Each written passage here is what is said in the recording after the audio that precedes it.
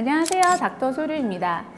이제 방광염 증상이 있다고 오신 분들이 저희 이제 진료실에 오시게 되면은 저는 질문을 몇 가지 드립니다. 방광염이 의심되는 경우에는 일단 처음 내원 진료에서는 환자분들이 간이 소변 검사보다 이제 증상이 더 중요하기 때문에 어떤 증상이 있었는지, 뭐 예를 들면 혈뇨, 배뇨통, 그리고 이제 잔뇨, 빈뇨, 그리고 화장실에 이제 급하게 가는 절방뇨, 요실금, 야간뇨 등 이제 보통 이런 증상들이 있는지를 여쭤보고요. 앞쪽에 이제 4가지 정도 증상으로 보통 오시기는 합니다.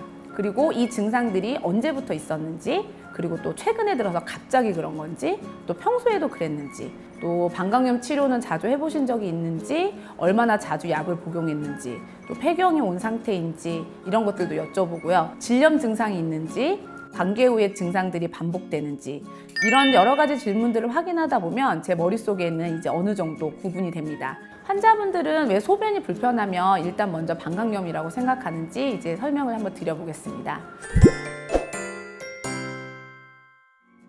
외래에서 소변이 불편한 증상으로 오시는 분들은 거의 대부분 이미 자체적으로 진단을 하고 내원을 하십니다. 소변이 일단 불편하면 방광염이다. 약을 먹자. 그리고 전에 그렇게 또 약을 복용하고 증상이 좋아졌던 기억이 있으면 내가 그때 방광염 약을 먹고 좋아졌으니까 이 증상은 방광염 이렇게 생각을 하고 이미 진단을 하고 내원하시는 것 같습니다.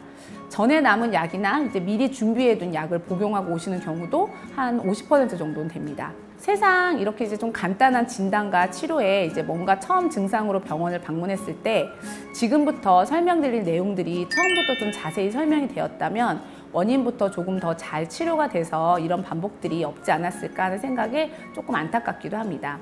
하지만 진료실에서 이런 모든 걸 다 자세히 설명을 또 드릴 수가 없기도 하고 지금 현재 증상으로 막 불편한 상황에서 원인보다는 치료가 더 급한 게 사실 당연하기도 하니까 설명을 드리실 여유가 또 없기도 합니다. 그리고 일단 약을 먼저 받는 게 중요하신 분들이 많습니다. 그래서 이제 방광염 증상으로 느껴지셨을 때 병원에 오시면 어떻게 이제 진료를 저희가 진행하는지 한번 설명을 드려보도록 하겠습니다.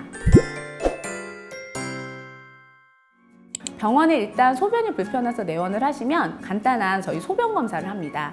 일단 소변에 불편감이 있으면 대기 중에 화장실에 좀 미리 다녀오실 수도 있으니까 미리 소변을 종이컵에 받아오라고 이제 말씀드립니다. 이 1차 소변 검사를 확인해야 되는 경우가 많아서 시간을 좀 절약하는 차원에서 검사를 먼저 진행을 하고 진료를 보기도 합니다.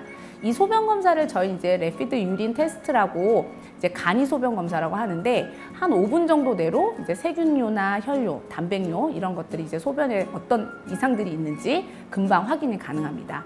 보통 이제 1단계에서 4단계까지로 강도가 결과지에서 나오는데 이 결과와 환자분들이 이제 느끼시는 증상으로 방광염에 대한 이제 진료를 저희가 시작을 합니다. 어떤 증상들이 방광염에 가까운지는 제 외래 경험상으로 사실 급성 방광염은 배뇨통이 일단 중요합니다. 소변을 보고 나서 끝이 찌릿해요. 이런 표현을 제일 많이 하시고요. 이제 심하면 피도 묻어난다고 하기도 하십니다.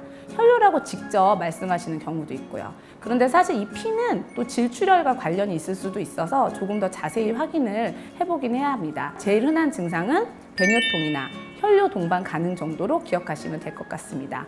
방광염에서는 사실 거의 열은 안 납니다. 근데 이제 가끔 열이 난다고 하시는 분들도 있는데 그냥 뭐 몸살이나 이런 것들이 같이 동반되는 경우가 있고 방광염이 진행했을 때 신우신형 같은 것들이 생기면 좀 고열이 나기도 합니다. 컨디션이 안 좋으니까 약간 몸살이 동반되는 경우들이 많기는 합니다.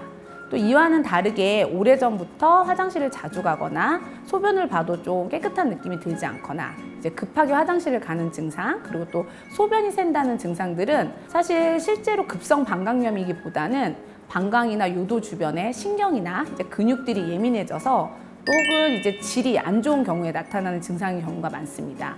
그래서 제가 처음 진료 오셨을 때 여러 가지를 조금 미리 여쭤보는 거긴 합니다. 이런 원인들이 있으면 2차적으로 방광염이 잘 오기는 하지만 그냥 단순하게 온 급성 방광염과 다른 원인이 있는 방광염은 분명히 치료나 재발 가능성들이 모두 다릅니다.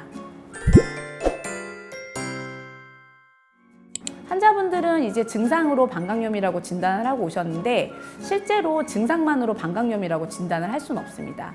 어떤 질환도 증상만으로 정확하게 진단을 할 수가 없기 때문입니다. 그거는 방광염도 마찬가지입니다. 그런데 환자분들은 이미 방광염이라고 진단을 하고 오셨고 이제 여기서 이제 저와 의견 차이가 나타나기 시작합니다.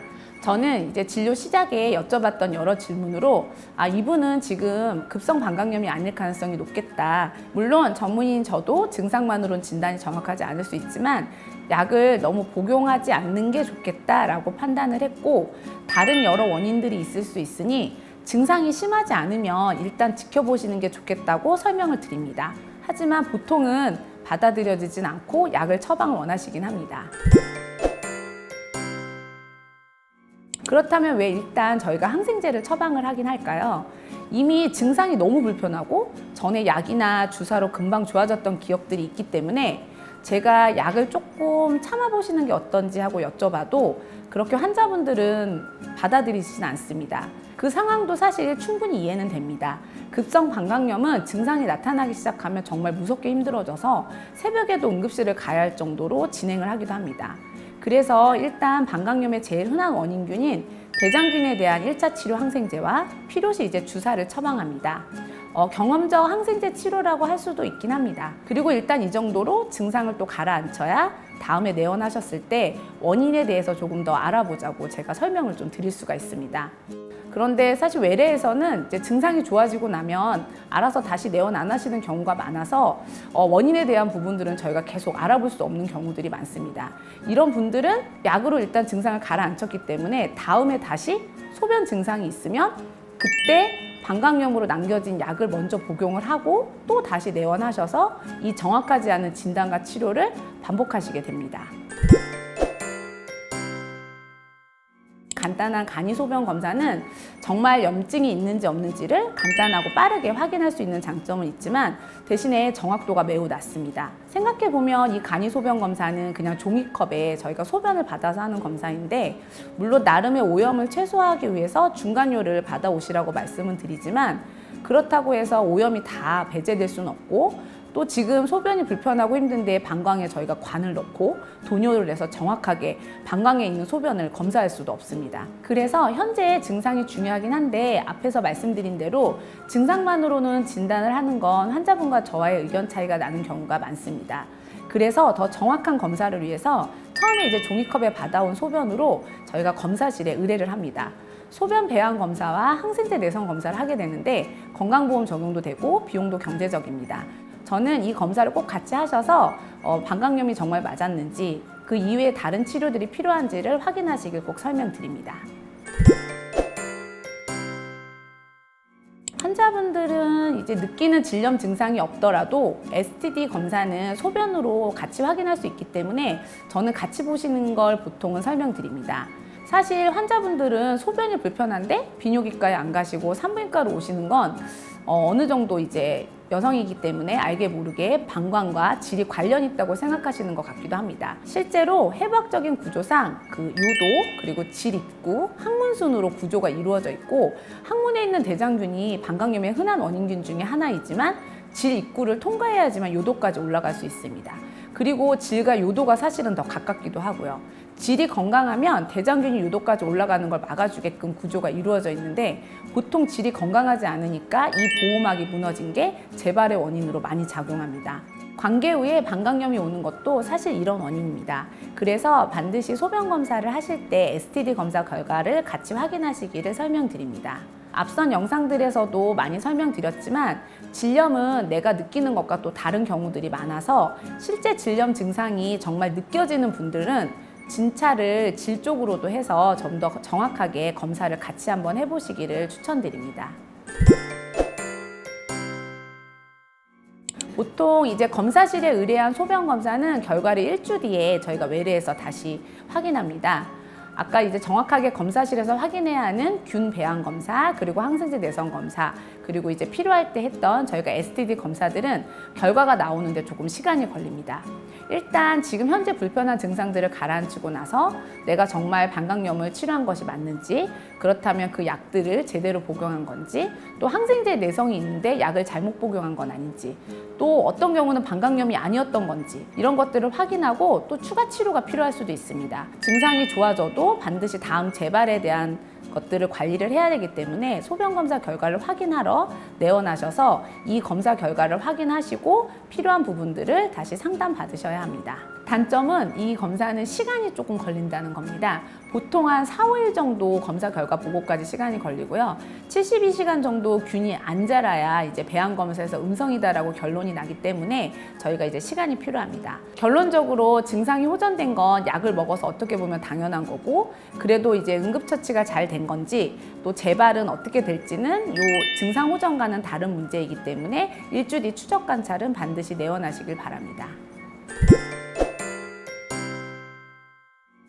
방광염은 질염과도 관계가 있습니다. 그래서 STD 검사는 현재 질염 증상을 내가 느끼건 아니면 느끼지 않건 필요한 경우가 많고, 이 부분은 앞에서도 간단하게 STD 검사를 같이 해야 하는지에 대해서 요도, 질, 항문으로 이어지는 해부학적 구조가 그 원인이 될 수 있다고 설명을 드렸습니다. 일단 지금은 경험적으로 복용한 항생제나 소염 진통제가 질 분비물을 늘린다거나 칸디다 질염을 유발하는 경우도 많아서 질염은 반드시 같이 있으면 치료가 돼야 됩니다. 또 관계 후에 3일 전후로 소변이 불편해지는 경우에는 반드시 더 확인이 필요하고요. 질염 후 방광염이 올 수도 있고, 방광염 후 질염이 올 수도 있고, 또 같이 질염과 방광염이 올 수도 있고, 이 두 부분은 늘 같이 생각해야 합니다. 오늘은 외래에 내원하기 전에 소변이 불편할 때 방광염인 것 같다고 생각하고 내원하시는 분들께 외래에서 설명드리는 내용을 좀 정리해봤습니다. 방광염이나 질염은 다른 염증들보다 좀 지긋지긋하게 반복된다고 하시는 분들이 많습니다. 시작은 몸 전체의 면역이나 회복력, 생활습관, 수면 여러 가지 이유들은 있겠지만 생각 못한 이유 중 하나가 처음에 제대로 치료가 되지 않고 원인을 찾으려는 과정이 없었다는 점입니다. 너무 쉽고 편한 약물 치료로 방향이 잡혀서 잘못된 방향으로 멀리 가고 있는 상태일 수 있습니다. 혼자서 진단하고 미리 약을 복용하고 내원하는 치료들이 반복되고 있는 경우라면 이번 영상을 보시고 시간이 걸리고 힘들더라도 올바른 방향으로 돌아가야겠다는 생각이 조금이라도 드셨으면 좋겠습니다. 이상 닥터소리였습니다.